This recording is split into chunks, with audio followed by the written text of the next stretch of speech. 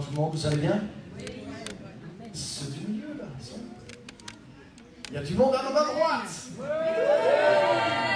Il y a du monde à ma gauche. Il y a moins de monde au milieu. Mais il faut plus de bruit. Ok, en tout cas c'est la rentrée, ça fait plaisir de revoir tout le monde. Et gloire à Dieu pour toutes les bonnes choses qui arrivent et qui sont en train de se passer. Et c'est extraordinaire. Alléluia. Hein, on a des gens nouveaux qui viennent, qui sont touchés, il y a des gens qui sont guéris par Dieu, il y a vraiment des choses qui sont en train de se passer, on est en train de vivre aussi toutes sortes de choses. Donc c'est excitant de servir Dieu et d'être là avec vous dans ce que Dieu est en train de faire. C'est comme une nouvelle rentrée, septembre, et je pense que beaucoup de bonnes choses vont être devant nous et vont pouvoir se produire. Amen. Donc j'ai juste quelques petites annonces à vous faire avant de rentrer dans la parole de Dieu. Je voudrais vous dire que les 2 lundis qui viennent, je serai absent parce que je serai en Côte d'Ivoire, mais la réunion du lundi qu'on a eue la semaine dernière, qui est ouverte à tous ceux qui veulent s'impliquer dans le projet qu'on a de ramener les personnes qui nous ont un peu quittés, ou de toucher de nouvelles personnes, de se connecter au cœur de Dieu pour les brebis là, qui sont éloignées. Donc vous êtes toutes et tous les bienvenus, lundi à partir de 20h jusqu'à 21h30 ce soir, du moins demain soir et la semaine prochaine. Donc c'est la pasteur Dionan qui va diriger ce moment-là et elle sera là lundi. Donc c'est ouvert à tous ceux qui veulent s'impliquer dans ce travail qu'on a pendant tout un mois. La semaine prochaine aussi, on aura des baptêmes. Et c'est pour ça qu'il fait beau, vous demandez comment ça se fait que la chaleur revient, on a besoin que l'allié soit chaude la semaine prochaine, donc voilà, on a commandé le chauffage, donc c'est bon, l'allié est en train de monter, elle sera à 22-23 degrés pour les baptêmes la semaine prochaine, c'est bon ça, c'est ça c'est chaud. Okay, cool. On peut monter un peu plus si vous voulez, 25. Okay. Donc on aura des baptêmes, donc je voudrais que tous les baptisés et l'équipe aussi qui vont encadrer, on puisse se retrouver là, à la fin du culte s'il vous plaît. Voilà, c'est tout pour moi. Il y aura d'autres annonces à la fin du culte. Et je veux partager vraiment la parole avec vous. J'ai juste quelques points très simples à partager ce matin. Et le titre de mon message, c'est Dieu est venu en personne. Dieu est venu en personne, mais il y a un S à personne. Dieu est venu en personne. Et on va lire un texte dans l'évangile de Jean, au chapitre 1er. À partir du verset 1er.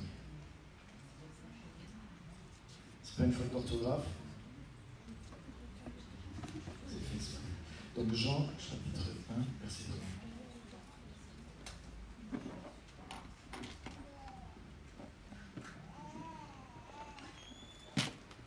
Super. On va juste prier si vous voulez bien. Et on va se remettre encore sous l'action du Saint-Esprit. C'est lui qui a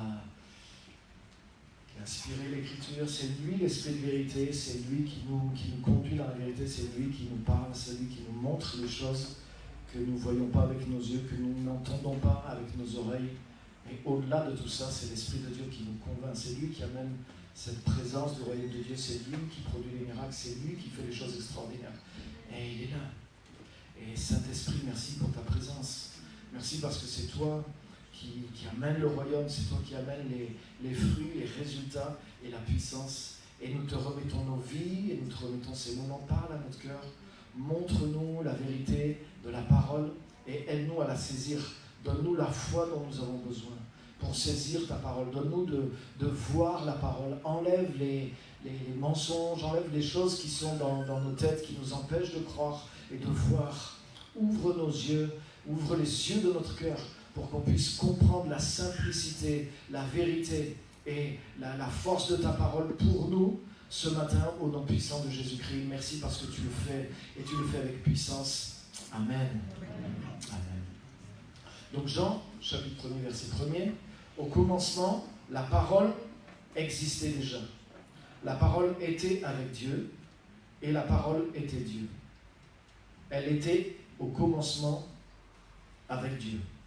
Et on va avancer parce que je ne veux pas lire tout avec vous, au verset 14.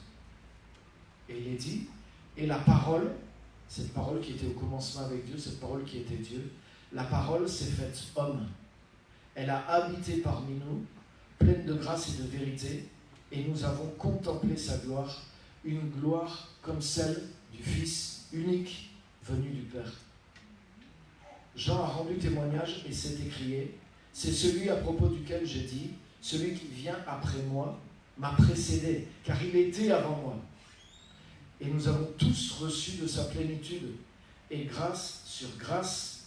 En effet, la loi a été donnée à travers Moïse, mais la grâce et la vérité sont venues à travers Jésus-Christ. Personne n'a jamais vu Dieu, mais Dieu, le Fils unique, qui est dans l'intimité du Père, est celui qui l'a fait connaître. Amen. Puissant, hein? La première chose que je voudrais dire, Dieu est venu en personne. Et ce que j'aime dans le texte qu'on a lu, il est dit, la loi a été transmise par Moïse, mais la grâce et la vérité sont venues par Jésus-Christ. Et Jésus n'est pas venu ramener une seconde loi. Le Nouveau Testament n'est pas une loi améliorée, n'est pas une version bis de la loi. Dieu avait déjà donné la loi à Moïse. La loi te dit qu'est-ce qu'il faut faire, qu'est-ce qu'il ne faut pas faire. Il y a aussi tout un tas d'ordonnances par lesquelles le peuple devait essayer de plaire à Dieu et d'être en relation avec Dieu pour avoir la bénédiction de Dieu dans leur vie. Et c'est comme ça que le peuple d'Israël, dans l'Ancienne Alliance, et les nations qui côtoyaient ces vérités ont réussi plus ou moins à s'approcher de Dieu. Mais quand Jésus-Christ est venu, il est venu amener quelque chose de tout à fait différent. Et il n'est pas venu amener juste une loi. Jésus n'est pas venu amener le Nouveau Testament. Jésus n'a pas écrit le Nouveau Testament.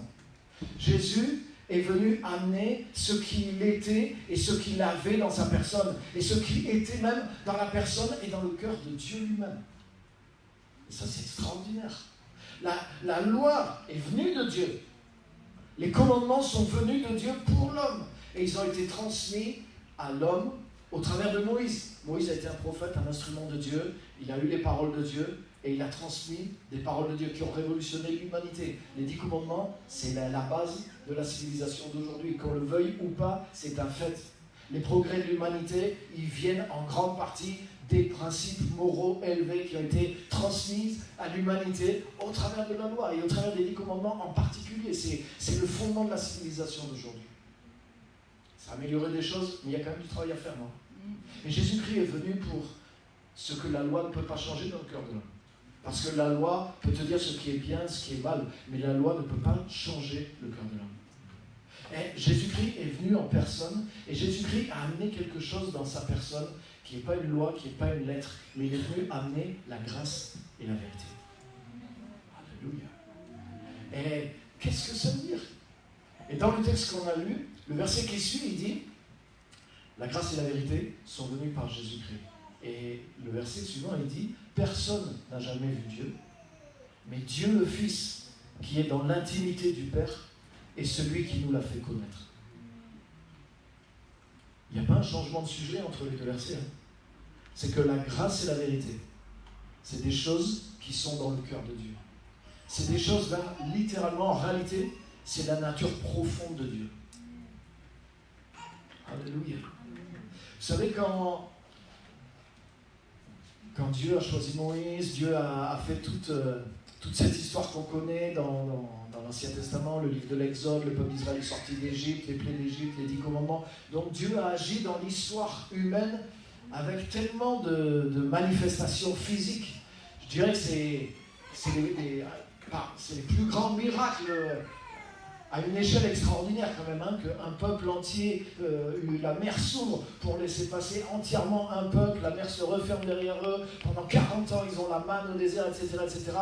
Vraiment c'est une période de prodiges et de miracles extraordinaires. Même Jésus qui est supérieur a fait de grands miracles, mais je dirais dans la dimension physique, l'époque de Moïse, c'était des miracles extraordinaires. Et Moïse était... pour lui, c'est devenu normal. Il a commencé à vivre régulièrement dans la dimension des miracles. Et pour lui, c'était pas compliqué parce que Dieu l'avait choisi pour pouvoir se manifester de cette façon-là. Et il a frappé le rocher avec son bâton, il y avait de l'eau qui sortait. C'est lui qui a frappé aussi la mer Rouge. Et donc, vous savez comment ça s'est passé à un moment? Ils étaient coincés, le peuple d'Israël était coincé. Et le peuple d'Israël a vu le Pharaon et les chars arriver et la mer était devant eux. Donc ils étaient dans un cul-de-sac, ils étaient dans une impasse, ils ont commencé à paniquer. Ils ont dit, mais qu'est-ce qu'on va faire? Et ils criaient, et la Bible dit qu'ils crièrent à l'Éternel. Mais en réalité, ils hurlaient de panique. Et tu sais qu'il y a des prières que Dieu n'a pas besoin. Hein. Et Dieu a dit à Moïse, il a dit, c'est quoi tous ces cris? Il a dit, dis-leur de se taire et qu'ils avancent. Qu'ils avancent dans quoi? Et Dieu a dit à Moïse, Dieu lui a dit, prends ton bâton, celui que je t'ai donné avec lequel tu as fait les miracles. Avance dans la mer et frappe la mer. Autrement dit, Dieu a appris à Moïse à utiliser lui-même. Dieu parlait avec Moïse, Dieu aurait pu dire, poussez-vous un petit peu pour ne pas être éclaboussé le temps que j'ouvre la mer, et ensuite vous passerez. Non, Dieu a dit au peuple, c'est-à-dire que déjà dans l'Ancienne Alliance, Dieu enseignait la foi. Dieu enseignait comment faire pour marcher avec lui. Il a dit au peuple qu'ils arrêtent de crier, qu'ils arrêtent de paniquer, qu'ils restent confiants et qu'ils marchent, qu'ils avancent. Toi, passe devant, prends le bâton que je t'ai donné et frappe la mer. Et Moïse a fait ça. Moïse était devenu assez fou pour devenir sage. Comment tu veux avancer dans la mer? Suivez-moi, les gars, avec ton bâton. Mais il était devenu assez fou pour être sage ou assez sage, pour être fou comme tu veux, pour obéir à ce que Dieu lui demandait. Et il a frappé les eaux et la mer s'est ouverte devant eux. Et ils ont passé à sec. Alléluia. Et les gens ils disent, ah mais la foi c'est subjectif. Quand tu as la foi, ça te fait du bien, c'est pour ça que tu te sens bien. Mais la Bible dit, c'est par la foi que le peuple d'Israël a ouvert la mer Rouge. Ça, c'est pas subjectif. Et en plus, tu sais qu'est-ce qu'il est dit? C'est par la foi que le peuple d'Israël traversa la mer Rouge comme sur de la terre ferme, alors que les Égyptiens qui firent la même tentative furent engloutis. C'est puissant. C'est-à-dire qu'eux, ils ont voulu profiter du miracle aussi. Ils ont dit, ah, bon, c'est un peu bizarre, mais puisqu'ils sont passés à sec, poursuivons-les aussi au travers. Mais ils n'avaient pas cette foi, ils n'avaient pas cette relation avec Dieu. Ils sont tombés dans le piège que Dieu avait ouvert pour eux. Donc la foi, c'est pas quelque chose d'objectif. Parce qu'ils ont cru qu'ils pouvaient passer. Sinon, ils ne seraient pas allés. S'ils avaient dit ça va se refermer sur nous, pas fou, non? On ne va pas rentrer là-dedans. Non, ils ont cru. Mais ils n'avaient pas la foi qui vient de Dieu pour que les miracles se produisent.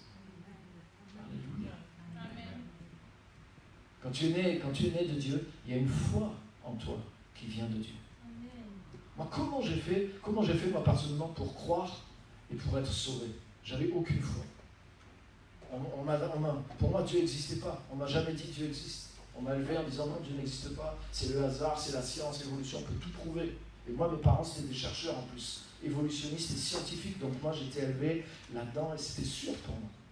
Quand quelqu'un, je me rappelle à l'adolescence, quelqu'un m'a parlé de Dieu, mais j'ai éclaté de rire. Quoi. Je dis quoi? Je dis, mais je crois au Père Noël. Quoi. Pour moi, c'était ridicule. Quoi. Elle croit qu'il y a une force du bien, elle croit qu'il y a une force du mal. Elle avait essayé de tenter ça, mais j'ai éclaté de rire. J'ai dit, waouh, tu viens du Moyen-Âge. Pour moi, c'était inconcevable. Et comment j'ai fait pour avoir la foi? La foi vient de Dieu. Si tu n'es pas fermé simplement. Et moi, c'est ce qui m'est arrivé, je n'étais pas fermé. Quand j'ai commencé à approcher réellement un endroit où était réellement Dieu, j'ai senti qu'il y avait quelque chose qui se passait, qui dépassait, mais c'était réel. Et j'ai commencé à m'ouvrir, et j'ai commencé à chercher. Et quand il s'est révélé dans ma vie, il m'a donné la foi pour croire. Alléluia. Quand tu es né de Dieu, il y a une foi à l'intérieur de toi qui vient de Dieu. La foi par laquelle tu es sauvé. Par cette même foi, tu peux grandir, tu peux avancer dans la puissance des miracles, tu peux avancer dans toutes sortes de choses. Amen. C'est un petit bonus que je dévie un petit peu de mon histoire. Mais ce Moïse, il a fait ces choses, il a fait ces miracles, il a vu des miracles dans le monde physique d'une manière tellement extraordinaire. Et je passe sur tout ce qu'il a vu. Lui, il a vu Dieu carrément par une manifestation physique. La première fois qu'il a rencontré Dieu, il a vu une manifestation physique. Il a vu quelque chose qui était anormal. Il a vu un buisson qui était comme dans un feu, mais le buisson ne se consumait pas. Et c'est comme ça qu'il s'est détourné pour aller voir. Et quand il a vu que c'était un phénomène surnaturel. Et quand il était là, il a entendu Dieu. Dieu lui a parlé, Dieu s'est révélé à lui. Et ça a commencé, sa vie a été surnaturelle dès le début. Dieu lui a donné des petits miracles portatifs pour qu'il aide les autres à croire. Il lui a donné des petits trucs, tiens, fais ça. Et il avait déjà il avait quelques petits gadgets pour exercer sa foi, mais après, il est passé vraiment dans une autre dimension, pour ouvrir la mer Rouge, etc., etc. Donc, on peut dire que Moïse, il connaissait la présence de Dieu, il avait un contact avec la présence, une manifestation physique de la part de Dieu, et Dieu lui parlait carrément d'une voix audible. Et c'est comme ça qu'il a écrit la loi, qu'il a écrit les commandements, etc. Mais au bout d'années et d'années de marche comme ça, un jour, tu liras ça dans Exode chapitre 33 et 34, Moïse a parlé avec Dieu, et il lui a dit, fais-moi voir ta gloire. Fais-moi voir ta gloire. Et c'est des expressions qu'on reprend souvent dans les églises, dans les milieux chrétiens. Il y a des chants, fais-moi voir ta gloire. On a un chant aussi, je veux voir ta gloire. Autrement dit, je veux voir la gloire de Dieu, je veux voir la manifestation de Dieu. Mais quand je me suis dit, mais attends, comment ça se fait que Moïse, pourquoi Moïse, et puis c'est pas juste un truc qu'il fait comme ça, il refuse même d'avancer, il dit non Seigneur, je ne veux pas aller plus loin si tu ne viens pas avec nous, j'ai besoin de voir ta gloire. Vraiment Moïse, il insiste vraiment, c'est pas juste une prière comme ça, si elle est exaucée, tant mieux. Non, il bloque Dieu carrément, quoi. Il insiste auprès de Dieu et il veut voir la gloire de Dieu. Et quand j'ai lu ça, je me suis dit, mais attends, mais Moïse, avec tout ce qu'il a vu, lui, moi, je voudrais voir la gloire de Dieu. Moi, je n'ai pas vu encore la mer s'ouvrir, je n'ai pas vu encore des choses comme ça. Il dit, nous, on prie, on veut voir la gloire de Dieu, mais lui, avec tout ce qu'il avait vu. Mais en réalité, tu sais qu'est-ce qui s'est passé? Ce jour où Dieu l'a montré sa gloire, Dieu a rien fait d'extraordinaire dans le monde physique. Dieu lui a dit, ok, tu veux voir ma gloire? Il lui a dit, ok. Il lui a dit, par contre, je vais te cacher dans un rocher. Et je vais carrément passer en personne devant toi. Mais tu ne pourras pas me regarder quand je vais passer de face. Mais une fois que je serai passé, tu pourras sortir du rocher et tu pourras regarder. Et tu vas voir ma gloire. Voilà. Donc dans beaucoup d'églises, il y a cette interprétation que tu ne peux pas voir Dieu parce que comme si Dieu est tellement saint, tellement juste et toi tu es tellement mauvais que Dieu va te brûler et te consumer. Mais ce n'est pas ça. Tu sais, quand l'apôtre Paul était sur le chemin de Damas, il a eu juste une apparition de Jésus ressuscité. Mais il y avait une telle lumière physique qu'il est resté aveugle pendant plusieurs jours. Alléluia.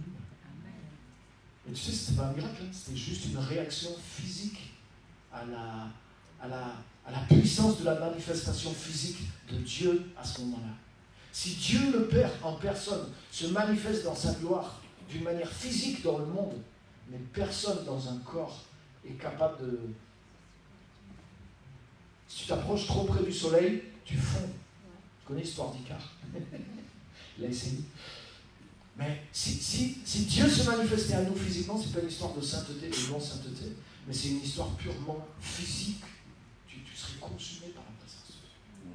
Et Dieu ne s'est pas révélé ce jour-là à Moïse dans cette puissance de la manifestation physique. Dieu a dit à Moïse, cache-toi dans un rocher. Et tu sais, le rocher, ça représente Jésus-Christ. C'est pour ça que quand les passages qu'on a lus là, il y a du sens caché derrière. Dieu, le Fils, qui est dans l'intimité du Père, c'est celui qui nous a fait connaître le cœur du Père. Et Jésus est le rocher. La Bible présente Jésus comme le roc, la pierre angulaire, le rocher. Et lorsque tu viens à Jésus, tu viens en Jésus, tu rentres en Christ. La Bible dit, tu es en Christ, tu es dans ce rocher. Et quand tu es dans ce rocher qui est Jésus-Christ, tu peux commencer à voir vraiment qui est Dieu. Tu peux commencer à voir vraiment la gloire de Dieu, comme a vu Moïse. Et Moïse avait vu les miracles, Moïse avait vu la puissance. Et en fait, ce que j'ai compris, c'est que quand il a dit « Fais-moi voir ta gloire », c'est pas plus de puissance qu'il voulait voir. Parce que peut-être c'est l'homme qui a vu le plus la puissance de Dieu se manifester d'une façon physique sur la terre. Mais il voulait voir quelque chose de profond sur Dieu. Et Dieu a compris, Dieu a répondu à sa prière. Il a dit « Ok ». Et Dieu l'a caché dans le rocher. Et la Bible dit que Dieu est passé devant lui. Et tu sais qu'est-ce que Dieu a fait pour lui montrer sa gloire? Dieu, il est dit que l'Éternel passa devant lui et l'Éternel proclama le nom de l'Éternel.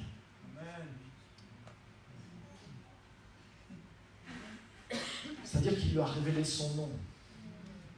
Non pas l'orthographe de son prénom, mais le nom de Dieu, c'est qui il est vraiment. Et Dieu s'est ouvert en fait à Moïse. Comme une personne, quoi. Et Dieu est passé devant, Moïse est sorti du rocher, il a vu la manifestation physique de Dieu, Une fois que Dieu était passé, mais Dieu a proclamé son nom en passant. Et il a dit, je suis l'Éternel, miséricordieux et compatissant. Et en fait, les deux mots clés par lesquels Dieu se décrit, il dit, je suis la grâce et je suis la vérité. Et ces deux mots-là, ils sont partout dans l'Ancien Testament. Par exemple, dans nos Bibles, c'est souvent traduit la bonté et la grâce. Oui, ta bonté et ta grâce m'accompagneront tous les jours de la vie. Ou ta bonté et ta fidélité. Dans tous les livres des psaumes, ta bonté atteint jusqu'aux cieux et ta fidélité atteint jusqu'aux nuées. Hein, vous avez l'habitude, bonté et fidélité, c'est les deux mots en hébreu qui sont les mots que Jean révèle aussi, la grâce et la vérité. En réalité, tu sais quoi? C'est de quoi Dieu est fait.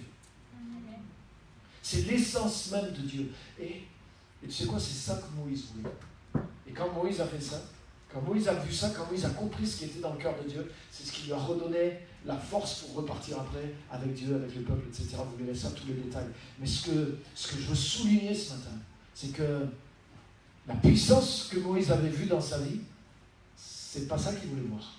Il voulait voir comment était Dieu. Et Dieu l'a montré.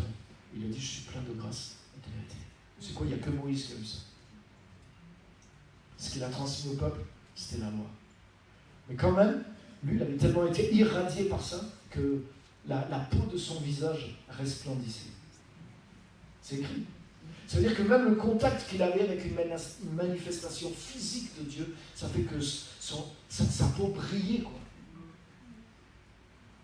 Et du coup, pour pas qu'on le prenne pour un dieu ou je sais pas quoi, il mettait un voile. Il mettait un voile sur lui. Il était affecté carrément, physiquement, par la présence de Dieu, par la gloire de Dieu. C'est pour ça qu'il a vécu 120 ans. C'est pour ça qu'au bout de 120 ans, sa vue n'avait pas baissé. Il était affecté par la présence de Dieu, d'une manière physique. C'est un mutant. Alléluia. Mais dans le texte qu'on a lu, Jésus est venu. Et il dit qu'il a amené la grâce et la vérité. C'est pas pour rien qu'il le texte parle de Moïse. La loi a été donnée par Moïse. Moïse, il a vu la grâce et la vérité. Il a vu de quoi Dieu était fait. Dieu lui a montré son cœur. Il a vu qu'est-ce qu'il y avait en profondeur dans le cœur de Dieu. Mais Jésus n'est pas venu amener une autre loi. Mais il est venu nous communiquer la grâce et la vérité. Ce qu'il y a dans le cœur de Dieu. Il est venu nous faire connaître la personne de Dieu. Il est venu nous transmettre qui était Dieu. Il est venu manifester sur terre qui était Dieu. Si tu veux savoir qui est Dieu, regarde qui est Jésus. Si tu veux savoir qu'est-ce que Dieu pense, qu'est-ce que Dieu dit, qui est bien, qu'est-ce que Dieu dit, comment Dieu reçoit les gens, regarde Jésus. Jésus, il est l'image visible du Dieu invisible. Jésus n'a pas juste transmis certaines paroles et après, parfois, il ne vivait pas lui-même à la hauteur des paroles qu'il transmettait. Comme s'il était juste un homme. Mais Jésus, on l'a lu au début de Jean, il est la parole qui est devenue un homme. Donc dans toutes les actions de Jésus, même quand Jésus ne disait rien, son silence, c'était ce que Dieu voulait dire. Tu sais qu'avec un silence, on parle par exemple un silence réprobateur.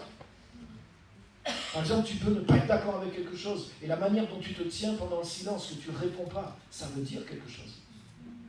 Tout ce qu'a fait Jésus, en action ou en parole, c'était la manifestation du cœur de Dieu, de la grâce, de la vérité et de la volonté de Dieu. Alléluia. Alléluia. Et ce que je voudrais vous dire, c'est que Jésus-Christ est venu pour ça. Il est venu pour nous amener ce qui est caché dans l'intimité du Père. Il est venu pour nous montrer qui est Dieu. Et pas qui est Dieu pour la terre, pas qui est Dieu pour la planète ou pour l'univers, mais qui est Dieu pour toi, qui est Dieu pour moi, comment Dieu te voit, comment tu comptes pour le cœur de Dieu. Qu'est-ce qu'il y a au fond de lui, dans ses tripes, pour toi. Je veux te dire qu'au fond de lui, il y a la grâce et il y a la vérité. Il y a la compassion et il y a l'amour. Alléluia.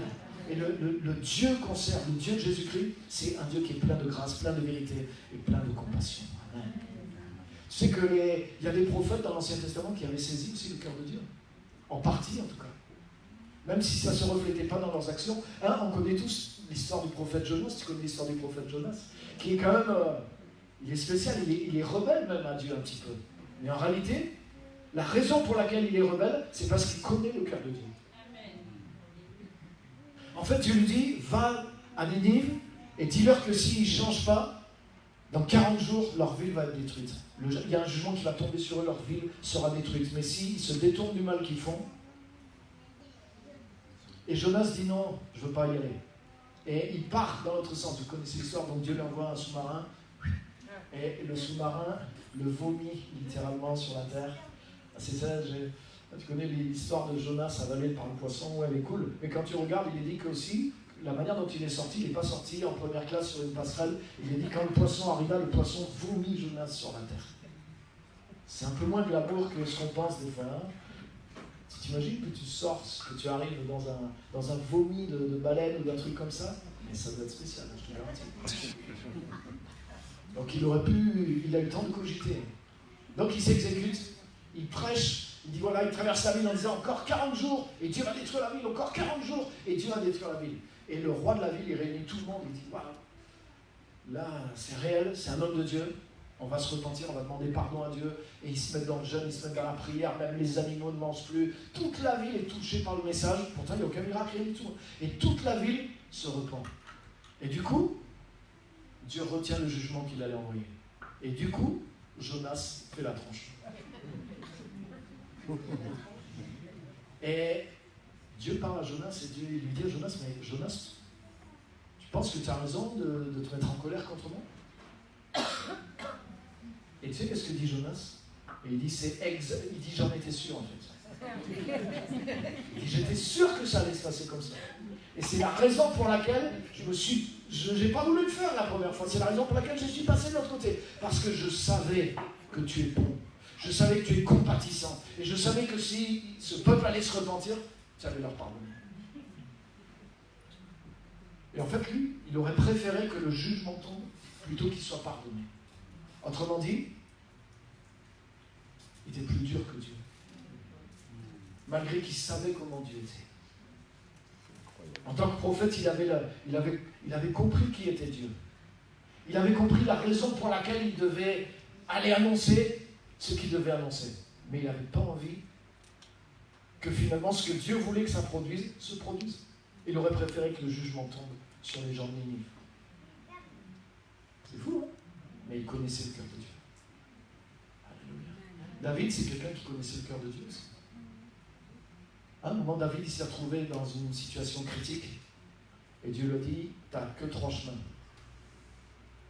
Là, tu as déclenché quelque chose, malheureusement, tu vas moissonner des conséquences. Donc, c'est soit des gens qui vont te faire la guerre, soit c'est moi qui vais te tirer les oreilles, soit c'est tel et tel jugement. Et tu sais qu'est-ce que David a dit? Il a dit, Seigneur, je veux que ce soit ta main à toi. S'il y a quelqu'un qui doit me corriger, je veux que ce soit toi. Si je mérite d'être châtié, je veux que ce soit toi, parce que je sais que tu es compatissant. Il a dit que je ne tombe pas dans les mains des hommes, parce que les hommes seront sans pitié avec moi. Et il a raison. Il a dit, je préfère 1000 fois tomber dans les mains de Dieu. Et il avait le choix, hein. Il savait très bien que ça allait être difficile. Mais il a dit, je préfère la difficulté que Dieu me réserve, plutôt que celle que les hommes me réservent.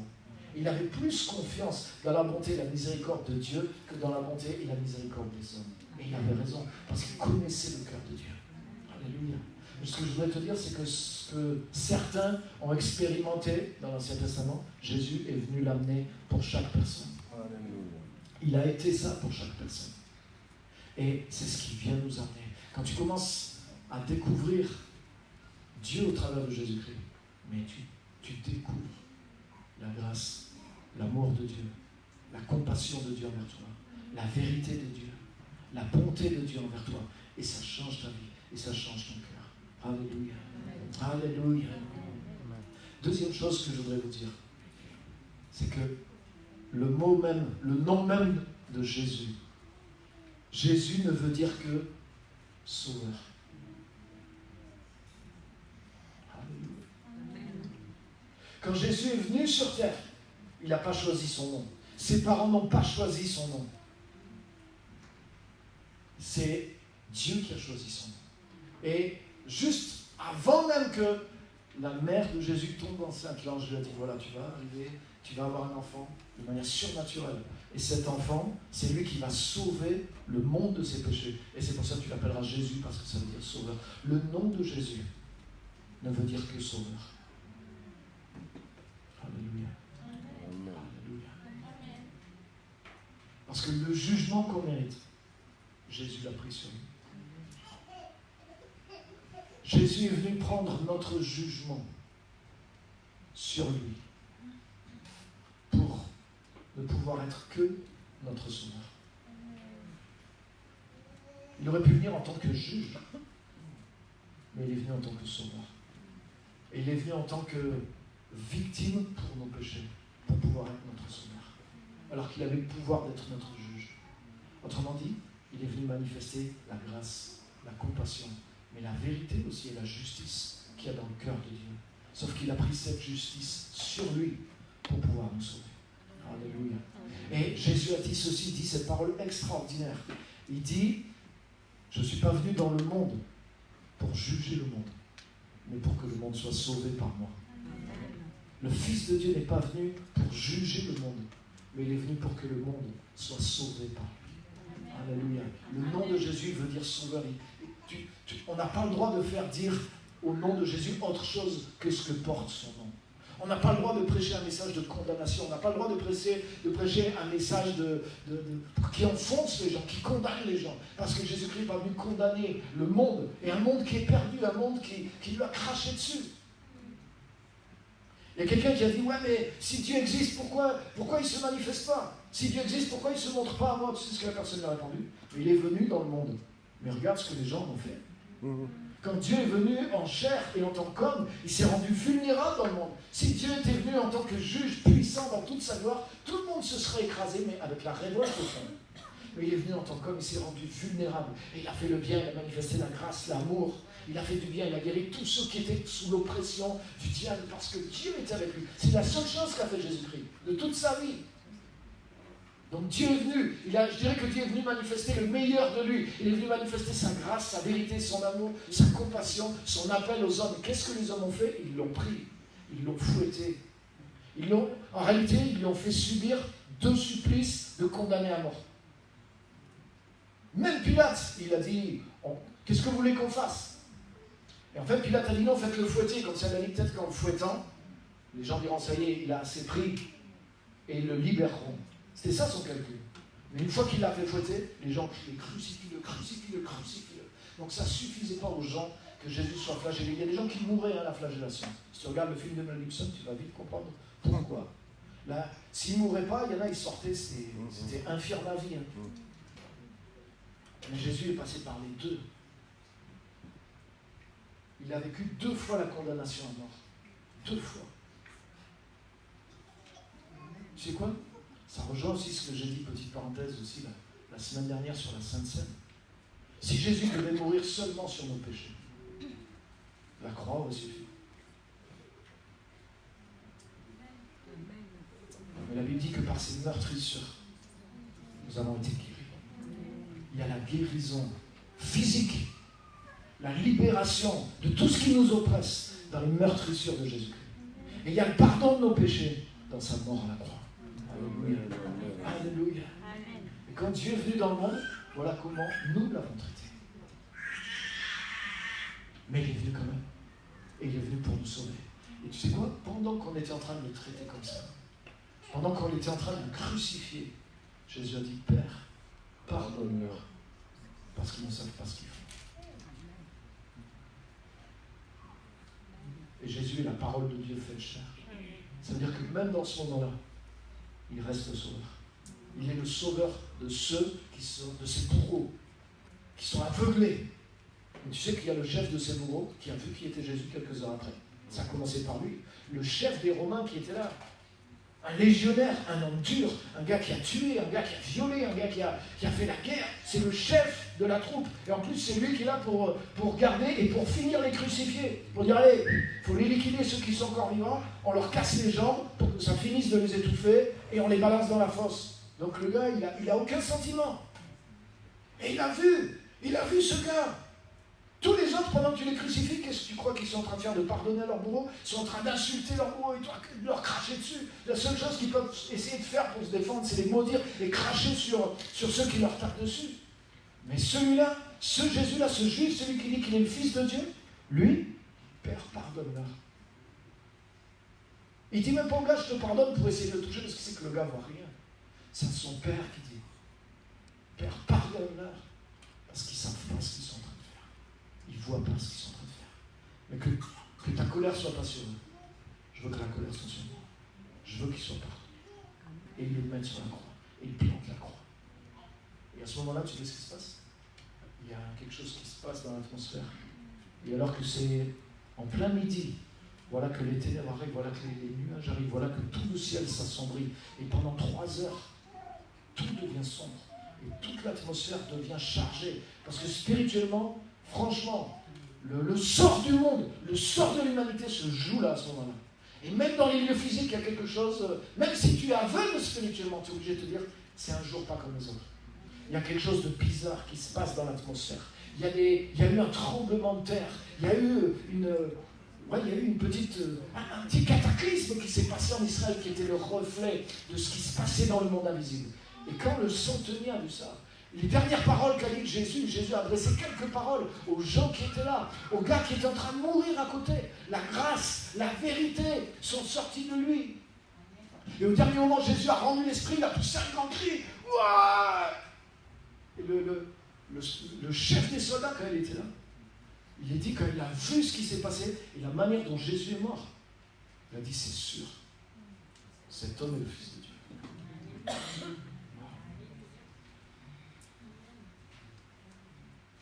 Jésus, c'est la parole de Dieu faite chair. C'est pas un homme comme les autres. Et il est venu en personne. Il est venu amener le cœur de Dieu. Il est venu manifester qui était Dieu. Alléluia. Alléluia. 3 jours après, il est sorti vivant, tout seul, du tombeau. Dans la puissance, pas dans la faiblesse. Il n'est pas ressorti en disant il faut que j'aille faire 3 mois de convalescence à cause des coups de fouet que j'ai pris et à cause des clous qu'il a.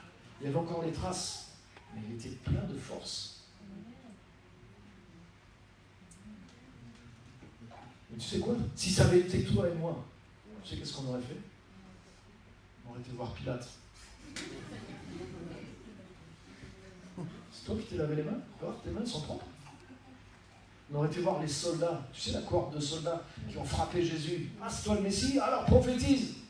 Allez, dis-nous qui t'a frappé. Lui, il lui mettait un truc sur les yeux, pour pas qu'il voit qui c'était, et paf, il lui envoyait des grands coups de poing, il disait, allez, vas-y, puisque t'as des dons surnaturels, t'as qu'à dire qui c'est qui te frappe, c'est le prénom de qui? Et lui, c'est qui t'envoie des coups de pied dans l'entrée? Lui, c'est lui.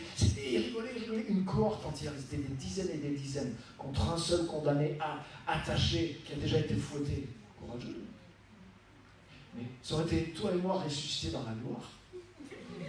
Moi, j'aurais été visiter la cohorte. J'aurais dit, tu veux que je te donne les noms maintenant de ceux qui m'ont frappé?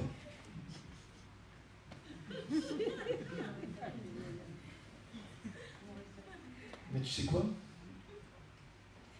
Jésus n'est apparu à aucune de ces personnes-là. Jésus est apparu aux siens. Jésus s'est montré à eux, à des dizaines, à des centaines, même des centaines à la fois. Il est resté avec eux pendant 40 jours. Et qu'est-ce qu'il leur a fait? Il leur a transmis ce cœur d'amour, ce cœur de grâce, de compassion. Et tu sais qu'est-ce qu'il leur a dit? Il leur dit même, je sais que vous savez le message, je sais que vous avez tout. Il leur dit, mais attendez encore quelques jours, parce que je vais vous envoyer encore une autre personne, la personne du Saint-Esprit. Et lui, il va infuser en vous ce pouvoir de grâce, de compassion, accompagné de signes, de puissance, de miracles. Et là, vous serez mes témoins. C'est pour ça que Dieu est venu en personne, au pluriel. Comme si ça ne suffisait pas que le Père envoie une partie de lui-même, son propre Fils, celui qui était la parole, celui qui était en lui, sa propre chair, son propre être. Il a envoyé son propre Fils manifester la grâce, la compassion jusqu'à mourir sur la croix pour les pécheurs. Et ce Fils ressuscité, il a dit, l'histoire ne suffira pas pour toucher les gens. Je veux que les gens puissent palper la réalité de tout ça. Donc il a dit à ses disciples, attendez, vous savez tout, mais attendez qu'une autre personne, la personne du Saint-Esprit vienne. Et lui va mettre dans vos cœurs cet amour. Il va mettre une telle passion pour les gens que vous-même, vous serez prêts à donner votre vie pour vos persécuteurs, pour vos bourreaux, pour que les gens soient sauvés. Je vais mettre en vous ce même amour qui était en moi, qui m'a amené jusqu'à la croix. Et ça sera un amour en personne. Ça sera la grâce et la vérité. Ce que j'ai dans l'intimité du Père, vous l'aurez aussi dans mon intimité. L'esprit de mon Père sera en vous. Et il produira en vous les mêmes choses qu'il a produites en moi pour montrer au monde que j'existe, que je suis là. Alléluia. Amen.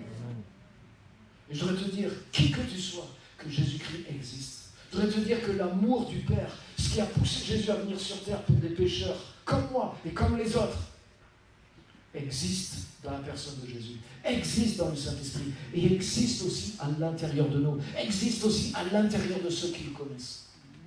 Alléluia. Et c'est pour ça qu'on passe notre vie, et c'est pour ça qu'on consacre, certains d'entre nous, notre vie à casser la tête aux gens. C'est pour ça qu'on est le relou, c'est pour ça qu'on est insistant pour certains, c'est pour ça que certains ne nous comprennent pas. Parce que l'amour de Christ nous presse, l'amour de Christ nous pousse, parce que nous estimons que si un seul est mort pour tous, alors tous sont morts. Et comme on l'a chanté, j'étais tellement touché par le chant, mais j'étais mort avant de connaître Jésus-Christ. Je sais ce que c'est d'être mort dans le monde. L'enfer, c'est pas juste quand tu es mort. Et le ciel, c'est pas juste quand tu es mort non plus. L'enfer, c'est le plus tu t'éloignes de la présence de Dieu. Plus tu t'éloignes de la présence de Dieu, plus tu vis l'enfer sur terre. Même sans le savoir. Moi, sans le savoir, je pensais faire des trucs bien, mais je me suis éloigné des bonnes valeurs. Je me suis éloigné des valeurs de Dieu. J'ai commencé à fréquenter des gens qui étaient dans l'obscurité, qui étaient même dans des choses occultes, diaboliques. Et tu sais quoi, plus j'allais là-dedans, pourtant, j'avais l'impression que c'était bien. Et j'étais maître de ma vie, mais plus j'avançais là-dedans, plus j'étais dans les ténèbres. Plus mon âme était dans les ténèbres. Je me disais, mais qu'est-ce qui m'arrive? Et jusqu'à un moment où j'ai eu l'impression d'être mort. Honnêtement, une fois j'ai dit à des amis, je disais jamais rien, en plus c'est pas le moment de dire ça avec les potes, il faut que tu aies l'air d'assurer quoi. Et là je leur ai dit, mais tu sais quoi, j'ai l'impression que je suis mort à l'intérieur de moi. J'avais 18 ans. Et honnêtement, et je le ressentais, et j'étais comme mort. J'avais l'apparence d'être vivant, mais j'étais mort à l'intérieur de moi. Et quand j'ai rencontré Christ, je suis revenu à la vie. Ce qu'on a chanté, c'était vraiment vrai. J'allais errant de lieu en lieu. Mais quand j'ai trouvé cette grâce, cette vérité, Jésus ne m'a pas condamné. Il n'est pas venu me faire une morale. Il ne m'a pas dit, ouais, il faut que tu deviennes un bon chrétien. Il ne m'a pas parlé de toutes ces choses-là. Il n'est pas venu me mettre sous une autre loi. Il m'a mis dans une relation avec lui. Une relation vivante avec lui. L'Esprit de Dieu a commencé à ouvrir ma compréhension. Et j'ai commencé à toucher la vie. Et quand je me suis rapproché de lui, de ses valeurs, j'ai commencé à revivre. Comme un jardin qui est tout sec. Et que tu commences à réarroser.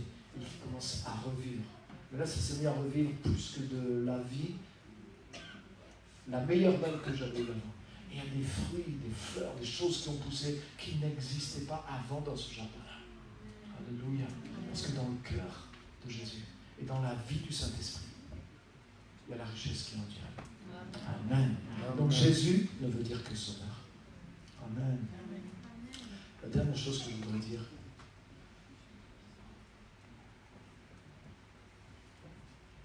la loi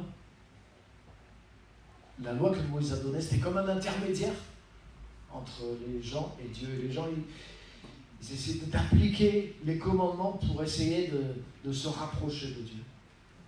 Mais dans la Nouvelle Alliance, l'intermédiaire, c'est pas la loi. C'est pas qu'est-ce qu'il faut faire, qu'est-ce qu'il ne faut pas faire en tant que chrétien. Ce qui te permet d'être en relation avec Dieu, c'est Jésus-Christ. C'est la personne de Jésus-Christ. Tu sais qu'il y a beaucoup de chrétiens qui se trompent, qui sont plus en relation avec les pratiques chrétiennes, et ils se disent, si j'arrive à bien faire toutes les pratiques chrétiennes, alors peut-être je vais être bien vu par Dieu. Mais c'est pas ça. C'est pas ça le deal du Nouveau Testament. Le deal du Nouveau Testament, c'est connecte-toi simplement à Jésus. Connecte-toi au travers de lui, vis la vie que Jésus-Christ est venu t'apporter. Parce que par toi-même, en essayant de respecter toutes les petites choses, tu ne pourras pas te changer, tu ne pourras pas te transformer, tu n'auras pas cette foi surnaturelle, tu n'auras pas ces choses que seul le Saint-Esprit peut produire à l'intérieur de toi. La grâce et la vérité sont produites en nous par notre communion avec Jésus-Christ, par notre contact avec Dieu au travers de Jésus-Christ. Et c'est lui l'intermédiaire entre Dieu et nous. Alléluia. Amen. Et je termine en disant ça. Tu sais, on parle beaucoup ce mois-ci de la parabole du fils prodigue, ce fils qui a mal agi envers son père, et puis qui regrette, et quand il revient chez son père, il a peur, il se dit comment je vais être traité, il revient en se disant je vais m'abaisser, je vais lui demander pardon, et en fait son père, il l'accueille d'une manière extraordinaire, il le relève, il le rétablit, il change ses habits, il fait un festin pour lui, et il dit voilà mon fils que voici était mort, et il est revenu à la vie, tu vois, c'est pas juste... Pourtant il était vivant physiquement. Mais quand tu es loin de Dieu, honnêtement, moi j'ai expérimenté vraiment. J'étais mort littéralement mort, et je le savais au fond de moi. J'étais mort, loin de Dieu. Et quand je suis revenu à lui, j'ai retrouvé la vie. Il dit, il était perdu, et il est retrouvé. Alléluia. Et tu sais quoi, il y a le grand frère, quand il voit l'accueil qu'on a réservé à son petit frère, et le petit frère qui avait dépensé l'argent avec les prostituées, qui avait fait n'importe quoi avec l'héritage, lui, il est outré. Le grand frère, il dit, quoi? On a fait ça pour lui. Et il refuse de rentrer dans la maison du père. Et c'est à nouveau le père qui sort, tu diras, et qui va chercher le deuxième fils. Parce que lui aussi, il n'est pas perdu géographiquement, mais dans ses pensées, il ne comprend pas qu'il est son père aussi. Mais il le vit comme une injustice, et on peut le comprendre. Et en réalité, tu sais, ce que le père fait, le père de cette parabole, il fait, normalement dans la loi de Moïse, tu sais qu'est-ce qu'il aurait dû faire le père? Il aurait dû lapider son fils. Il y avait une loi dans l'Ancien Testament qui disait que quand ton fils est rebelle, si tu as un enfant qui est rebelle et qui va inciter les autres et qui ne respecte pas son père, qui ne respecte pas sa mère, qui a un mauvais exemple pour lui, pour sa famille, pour la société, pour le peuple, pour mon peuple, tu prendras cet enfant et... Donc la crise d'adolescence, tu n'avais pas un tir à la faire. C'est qu'une fois en tout cas. Normalement, d'après la loi de Moïse, le père aurait dû amener son fils devant les anciens d'Israël. Tu sais, le grand frère, il aurait été peut-être un peu d'accord. Allez, c'est mérité. Il a bousillé l'héritage et tout. Voilà, il faut lui faire ça. Peut-être qu'il aurait commencé à ramasser les cailloux. Mais ce qui est bizarre, c'est que Jésus raconte cette parabole, mais le père de l'histoire, ça représente Dieu. Ça veut dire que dans la parabole, Dieu fait le contraire de ce que la loi, normalement, demande. C'est fort.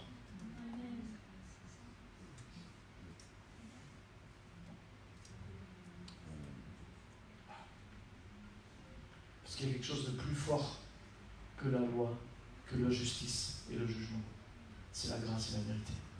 Amen. Parce qu'en supprimant celui qui a fait le mal, tu évites la contamination. C'est clair?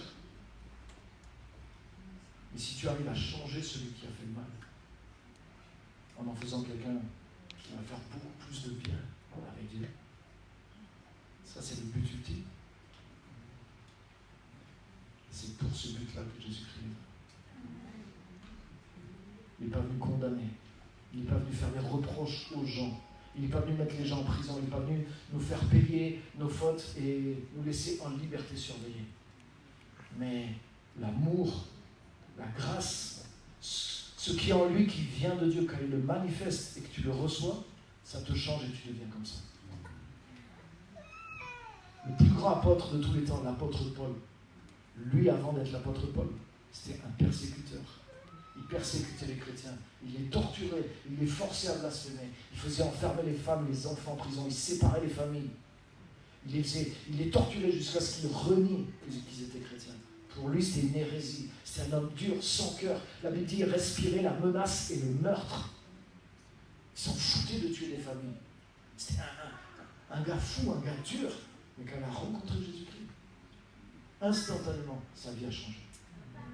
Et il écrit lui-même. Il écrit aux chrétiens, il leur dit, mais vous êtes devenus tellement précieux pour moi que j'étais comme une nourrice. Il leur dit littéralement, j'éprouve pour vous la tendresse de Jésus-Christ et j'étais comme une nourrice envers vous et vous nous êtes devenus tellement chers que non seulement je voulais me consacrer pour vous donner la parole de Dieu, mais je pouvais littéralement donner ma vie pour vous, même s'il y avait eu besoin. Tellement vous êtes devenus chers. Comment un ancien meurtrier, il peut parler comme ça? Jésus aurait pu l'arrêter et le supprimer. Il avait une meilleure idée. C'était le toucher par sa grâce et par son amour. Et en faire quelqu'un qui le représente dans la même grâce et dans le même amour. Et qui change des gens durs comme un pierre comme lui. C'est ce que Paul a fait durant toute sa vie. Alléluia. C'est lui, il est comme ça. Alléluia. Le Jésus qui est là au milieu de nous, celui qu'on aime, celui qu'on adore, celui qu'on prêche. C'est cette personne-là. Alléluia. Donc, tu te rappelles de ça. Je ne sais pas quelle image de lui tu as, je ne sais pas ce que tu entends sur lui, mais je voudrais te dire qu'il ressemble plus à ce que tu as entendu ce matin. Il est comme ça. Si sa nature, c'est son cœur, c'est sa grâce et sa vérité. Alléluia. Et il t'aime. Et il veut que tu aies une rencontre avec lui qui va changer ta vie. Alléluia. Alléluia. Tu sais, quand tu commences à être mort, moi j'étais mort à 18 ans, si j'avais continué comme ça ma vie, je n'aurais pas été loin. C'est sûr et certain. En plus, quand tu es mort, tu es aveugle. C'est quand j'ai commencé à retrouver la vie, et j'ai retrouvé l'intelligence aussi. Et là, je me suis rendu compte. Je me suis dit, waouh, j'étais loin en fait. Je ne voyais même pas comment je m'étais détruit ma propre vie en fait. Mais la bonté de Dieu est là. Quand il te rend la vie, il t'ouvre les yeux et il te permet de remonter. Mais sinon, je ne serais sûrement pas là. Parce que la mort avait déjà avancé dans ma vie, je te garantis, quand j'avais que 18 ans. J'étais mort et j'étais perdu. Mais la rencontre avec Jésus-Christ m'a transformé, m'a réouvert la vie vraiment. Maintenant, plus j'avance, honnêtement, plus j'ai la vie. Plus j'ai la vie. Alléluia. Même physiquement, même intérieurement. C'est tellement extraordinaire de marcher avec lui. Je voudrais qu'on se lève, on va terminer par la prière. Merci à tous de votre présence, de votre attention. Parce que Jésus, là, il est extraordinaire, il est extraordinaire, alléluia. Est-ce que je voudrais te dire, tu sais comment ça s'est passé pour moi? J'étais seul, j'étais la nuit dans une forêt, donc il n'y a personne qui est venu avec un col de curé ou de pasteur me dire tu dois croire en Jésus. Non, j'étais tout seul la nuit dans une forêt, à 10 000 km de chez moi, il n'y avait personne. Mais ça faisait quelques mois que je commençais à vivre la présence et l'appel de Dieu, je savais que c'était vrai. Et une nuit, personne m'a dit tu dois donner ta vie à Jésus. Je ne connaissais rien de tous ces trucs-là. Et j'étais la nuit dans une forêt et je parlais à Dieu. Je lui ai dit écoute, je crois que c'est vrai. Je sens que c'est vrai tout ça. Et je lui ai dit je veux te connaître. Et si c'est possible, si ça peut m'arriver, si tu peux venir dans ma vie. Ce n'étaient pas les mots que j'ai dit, mais l'idée c'était ça en tout cas. Mais je veux que ça m'arrive. C'était tellement, je l'ai dit d'une manière tellement vraie, tellement sincère, tellement profonde. C'était vrai du plus profond de mon âme. Je me suis ouvert à Dieu. Je lui ai parlé de personne à personne. J'ai cru qu'il était cette personne, qu'il était là. Et j'ai ouvert mon cœur à Dieu. À partir de ce soir même, je vous garantis, à partir de ce soir même, la grâce et la vérité ont commencé à agir à l'intérieur de moi. Et le premier soir, je n'ai pas compris. J'ai vu qu'il y avait quelque chose de nouveau dans ma vie. Mais le lendemain, c'était toujours là. Le surlendemain, c'était toujours là. Les semaines qui ont suivi, c'était toujours là. Les mois qui ont suivi, c'était toujours là. Et j'avais la vie. Et je commençais à voir plein d'autres choses. Et j'ai compris ce qui m'est arrivé en lisant la parole. J'ai vu que Christ était rentré dans ma vie. Et qu'il amenait tout ce qu'il était. Alléluia. Amen. Tu peux le recevoir aujourd'hui. Tu peux le connaître aujourd'hui. Tu peux revenir à la maison du Père et le connaître, faire l'expérience. Je voudrais juste qu'on reste un moment dans la prière. Et je voudrais juste que chacun de nous puisse ouvrir notre cœur à lui, à sa personne. Peut-être tu es chrétien, mais tu es plus en relation avec les commandements qu'avec la personne. Peut-être tu es très à cheval sur en tant que chrétien, je dois faire ci, je ne dois pas faire ça.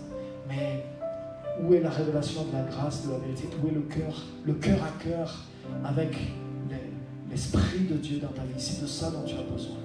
Tu as besoin de recevoir la vie de Jésus-Christ à l'intérieur de toi. Alléluia.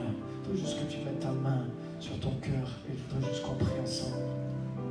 Et quand il dit Seigneur Jésus, aujourd'hui, viens dans ma vie ou reviens dans ma vie d'une manière nouvelle. Alléluia. Tu peux le dire même avec tes mots. Dis-lui comme tu le veux, mais ouvre ton cœur. Et parle-lui, c'est une personne. Dieu, ce n'est pas une force impersonnelle. C'est une personne qui a la plus grande force, la plus grande puissance, mais aussi le plus grand amour. L'amour et la vérité.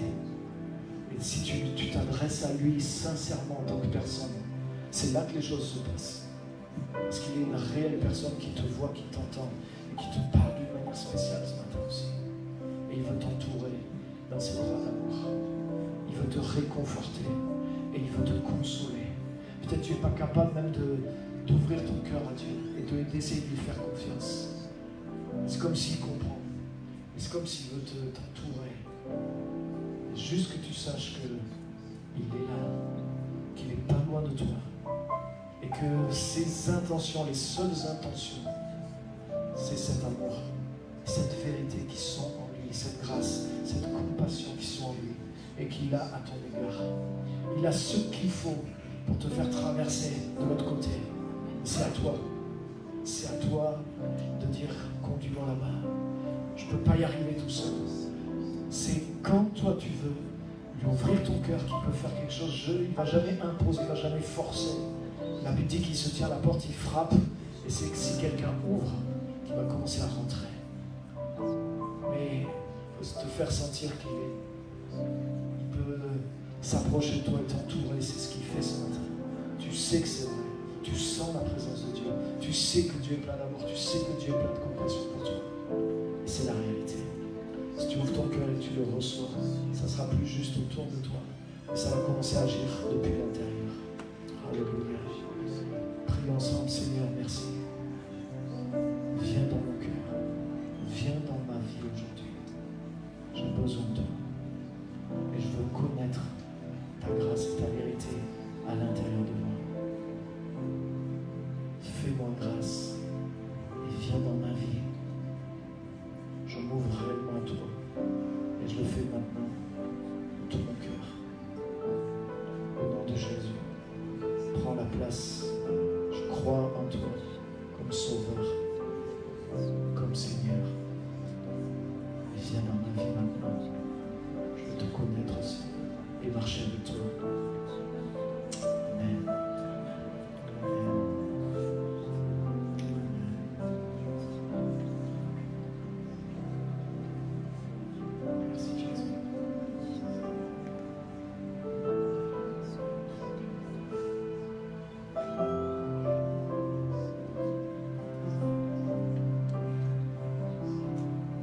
Amen. Amen. On peut l'applaudir. Lui, grand.